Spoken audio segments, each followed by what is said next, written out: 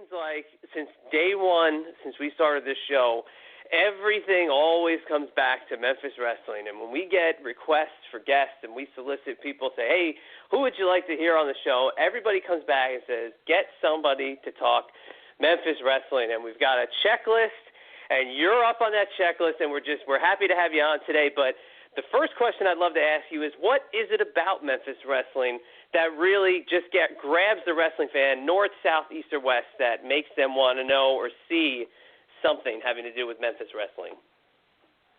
Well, I think you would have to say the glory days of Memphis wrestling goes back longer than probably both of you guys have been alive. But I would say around 1970 to I consider the last of the major run about 97, so 70 to 97, about 30 years. I think it was a product built on excitement. It was more of a brawling style. It was just a combination of a lot of things, a lot of great talent, and a lot of the talent that started young and then it ended up going to the major companies. You know, I think the style was basically based on believability. The goal was treat it as an athletic event, a real sport, and to have people go out there and make the people believe. Jarrett says a great line in the movie Memphis Heat. Memphis Heat is a documentary. Have you guys watched Memphis Heat? Oh, yeah, definitely. Great documentary. It premiered about 5 years ago, and this past Thursday night they had the re-premiere 5 years later at the Malco Theater in Memphis. I was there along with Bill Dundee. Dave Brown was there, and Jarrett was there. And I hadn't watched the movie in 5 years, but one of the lines Jarrett says, and it basically sums up the success of the company, is that he said that out of 10, 11, 12,000 people in that building, when people came through that door and bought their ticket, probably 1,000 people at the most believed they were paying to see something real. 1,000 out of the 12,000, maybe 1,000. But by the time that main event was over, we were able, through great talent, to make them believe with great storytelling, great booking, the whole thing. 12,000 people walked out of the building believing what they saw was a fight, believing what they saw was real. And I think that's the key to the success of Memphis wrestling. Yeah, 100%. And that's excellently said. And Memphis Heat, just to dial it back to that, is probably, if not the greatest full-fledged documentary about a territory that you could possibly find. And the fact that 5 years have gone by already with that documentary being out is kind of unbelievable.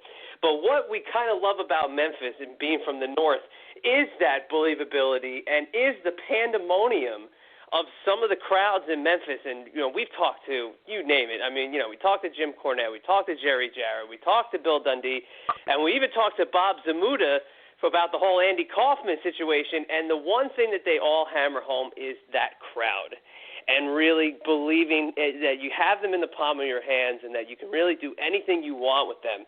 But you yourself, starting off as a fan and getting into the business, what was it that drew you to wrestling when you first? I know you got in at an early age, but what drew you to wrestling originally, especially growing up down south? Well, I would also have to add in there that the fan situation happened to a lot of us. Jerry Lawler went with his dad to the matches at the old Ellis Auditorium before the Mid-South Coliseum was open. Jarrett became a fan first while his mother was selling tickets and working in the office for Nick Goulas. Jimmy Cornette became a wrestling fan and then became acquainted with Christine Jarrett. It was just what got me hooked immediately. Just accidentally saw the TV in about 1970, so I was 8 or 9 years old, and I can tell you right now, I can't tell you the last thing I watched on TV.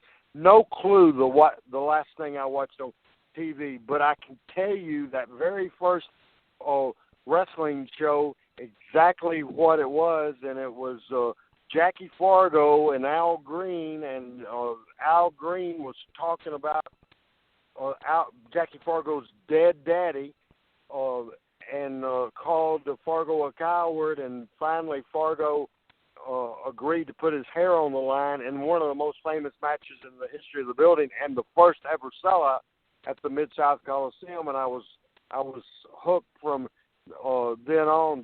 Don and Al Green was scary, and because I started 2 or 3 years before Jerry Lawler became a factor, but we had Jarrett, and Tojo Yamamoto, Eddie Marlin, Tommy Gilbert, Devon Bronner's, the interns, Lynn Rossi, Bearcat Brown, just great talent, and it had the local feel. And I think what was important back then, I could get up and watch, at the time, Channel 13 Wrestling, before it moved to Channel 5, watch that on Saturdays from 11 to 12:30, and because it was the territory, you could hear them announce that tonight, 8 o'clock in Jonesboro at the American Legion Arena, Jerry Lawler or Jackie Fargo or whoever will be there, and you can watch on TV, and you could go every week and see what's next. You can see the continuation of the story, because it's just, you guys have to remember, it just wasn't Memphis. You know, it was the surrounding towns and the 4 or 5 state area, and but just locally where I live and where I am right now, as a matter of in Jonesboro, you could see the stars, the big stars from Memphis TV, and then 7, 8 hours later, you could go see them in your hometown, and it was a big deal to see TV stars locally. Yeah, that loop that we always hear about of going to different cities for the Memphis crew is that's another thing of legend, and it's like, you know, again, back to us being from the north, it's just we have those little towns that you hit, but it's so cool to hear, I was driving out to Evansville, I was driving to Jonesboro. Those have become just as legendary as some of the feuds, but of course you can't talk about Memphis wrestling without talking about Jerry Jarrett, who on our show we had an extensive interview with Jerry Jarrett dating back to as far as he could remember about pro wrestling. But talk about Jerry Jarrett's influence on your career and how much he really does mean to you from getting back in way back when.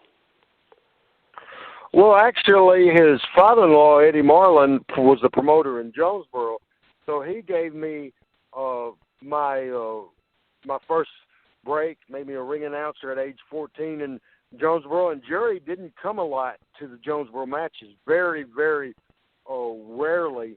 And then when I started in around 1980 after high school, and I was in college and started doing a lot more of the towns, I'd see him on Monday nights. I was my first full-time office gig was probably a year and a half, 2-year period that he wasn't booking at all, and you never saw him. Jerry Lawler is the one that hired me as his assistant. So on the learning curve there, that was real important. But there was times in the earlier in that, in the 80s, I would go to, here's the road stories, but on Memphis on Monday night, I would go to the matches, then I would ride with somebody, or Eddie Marlin, I'd stay at his house on Monday nights. Then I would go to Louisville with Jarrett and Tojo, and then I would come back to Nashville on Tuesday night. And so Jarrett would book a lot in the car. And so I'd just be a part of the conversation. Then I'd stay at his house on Tuesday nights and Wednesday nights, and his office was in his house. So I would, they wasn't really booking meetings, but just book and talk, you know. And so I was part of that, and the more often I was in the meeting, the more, you know, I contributed. So it just went from that. And I remember one time, the first time I ever laid out a load of TV, we were going to Louisville, and he said, I'm sleepy. He said, but I got work to do. He said, turned to me and said, handed me a pad and a pencil, and he said, book a Memphis card and lay out a TV, and when I wake up, go over it with me. And so he didn't change anything on the card, but he changed a couple of things on the TV and told me why, and then from that point forward, it just evolved into what it later became.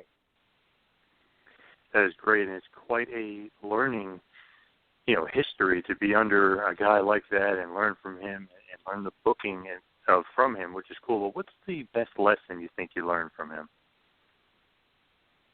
Well, it kind of goes always back to the believability factor, and if you had an idea and you gave him an idea, and there was holes in the story, he wanted to know ways to fill those holes up. But just the overall thing, he was organized, very much more organized than Lawler. Lawler would lay out but it was successful. Jerry Lawler is underestimated as a creative guy, and the actual best money run the Memphis territory ever had was 1983, in which Lawler booked the whole year. But Jarrett, 20 years before, laid the foundation, got Lawler over. But still, there's a lot of creative people here. But Jarrett's work ethic was great, attention to detail, and the attention to protecting the business. It was all critical.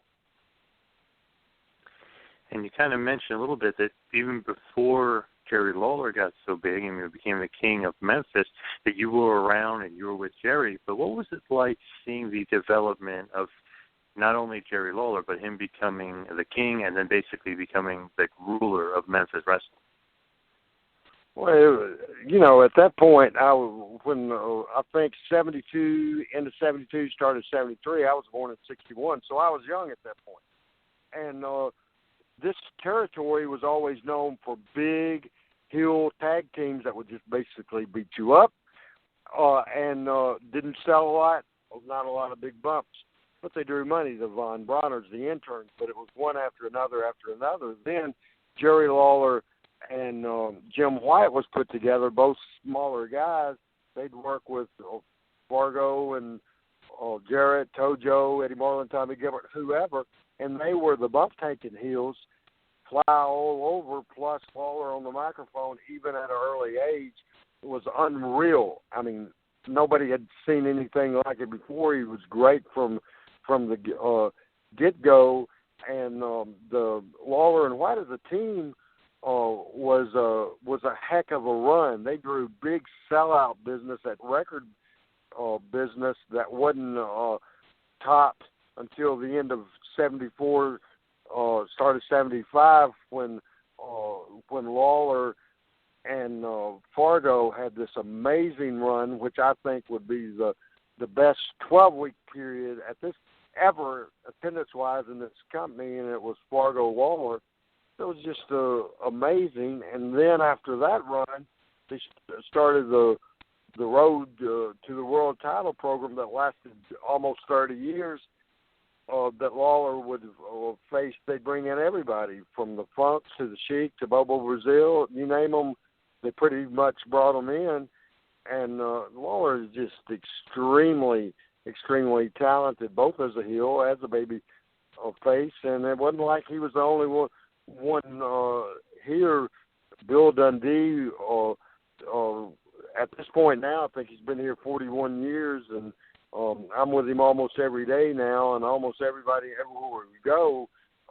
It's just the memories of the people are so strong and etched in the people's lives, kind of. And but the Lawler amazing first run, the whole thing it was just tremendous, and to stay in one place for so long and stay over and draw money and still be able to make a living out of the wrestling business today is, I have gone down saying this, and so have a lot of people. Jerry Lawler's the best wrestling talent I think there's ever been.